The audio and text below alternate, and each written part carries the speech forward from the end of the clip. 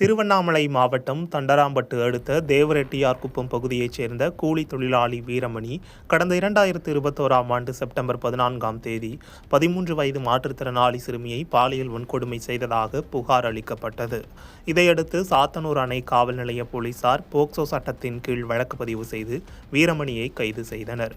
இந்த வழக்கு திருவண்ணாமலை ஒருங்கிணைந்த நீதிமன்ற வளாகத்தில் உள்ள போக்சோ சிறப்பு நீதிமன்றத்தில் நடைபெற்று வந்தது.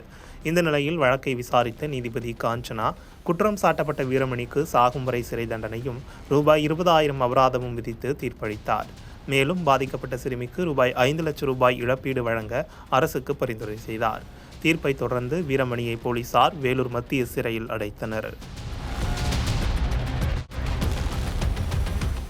சென்னை திருவொற்றியூர் விம்கோ நகரில் உள்ள ஜெயகோபால் கரோடியா அரசு மேல்நிலைப் பள்ளியில் +2 வரலாறு பாடப்பிரிவில் படித்து வந்த 16 வயது மாணவர் தனுஷ் பள்ளி அருகே அஜாக்ஸ் பேருந்து நிலையம் பின்புறம் உள்ள காலி மைதானத்தில் 10க்கும் மேற்பட்ட மாணவர்கள் மற்றும் முன்னாள் மாணவர்களால் தாக்கப்பட்டதாக கூறப்படுகிறது.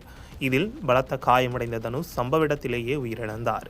தகவல் அறிந்து வந்த போலீசார் உடலை மீட்டு ஸ்டான்லி அரசு மருத்துவமனைக்கு பிரேத பரிசோதனைக்காக அனுப்பி வைத்தனர். சம்பவ இடத்தில் துணை ஆணையர் பாஸ்கரன் உள்ளிட்ட போலீஸ் அதிகாரிகள் நேரில் ஆய்வு செய்து விசாரணை நடத்தினர். போலீசாரின் முதற்கட்ட விசாரணையில் 2 நாட்களுக்கு முன்பு பள்ளியில் படிக்கும் ஜெய்கேஷ் மற்றும் +1 மாணவர் தனுஷ்குமார் ஆகியோருக்கிடையே யார் சீனியர் என்பது தொடர்பாக ஏற்பட்ட தகராறில் உயிரிழந்த தனுஷ் ஜெய்கேஷுக்கு ஆதரவாக வாக்குவாதத்தில் ஈடுபட்டது தெரியவந்துள்ளது.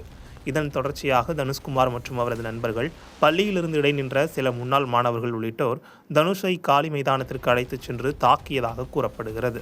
இது தொடர்பாக 10க்கும் மேற்பட்டோரை பிடித்து போலீசார் விசாரித்து வரும் நிலையில் தலைமறைவாக உள்ள முக்கிய நபரான தனுஷ்குமாரை தேடி வருகின்றனர். பள்ளி அருகேயுள்ள புதர் மற்றும் காலி இடங்களில் இளைஞர்கள் புகைப்பிடித்தல் உள்ளிட்ட செயல்களில் ஈடுபடுவதாகவும் அப்பகுதியில் போலீசார் தீவிர ரோந்து பணி மேற்கொள்ள வேண்டும் என்றும் பொதுமக்கள் கோரிக்கை விடுத்துள்ளனர்.